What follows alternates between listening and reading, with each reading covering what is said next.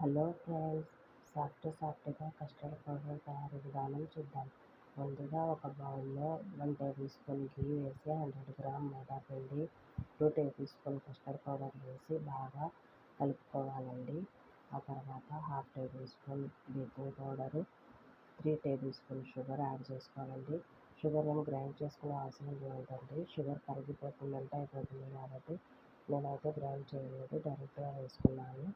తర్వాత కాచి చల్లార్చిన పాలు వేసి బాగా విస్కర్తో ఉంటలు లేకుండా బాగా కలుపుకోవాలి. పిండి ఈ విధంగా మిశ్రమం వచ్చే విధంగా కలుపుకొని వేరే బౌల్లో బటర్ పేపర్ వేసి ఈ మిశ్రమాన్ని మొత్తం అందులో బాగా వేసి ఏం పెట్టకుండా ఒకసారి మొత్తం కదిలించి సోప్తో గార్నిష్ చేసుకోవాలండి. పైన చిన్న చిన్న సోప్ గింజలతో.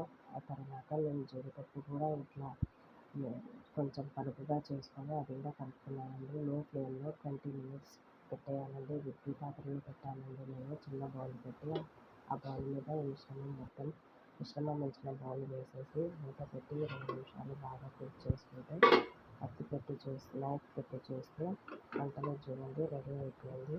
సర్వింగ్ బౌల్లో సర్వ్ చేసుకుంటే అంతే రుచికరమైన సాఫ్ట్గా కస్టర్డ్ కేక్ రెడీ అయిపోయింది. చూద్దాం.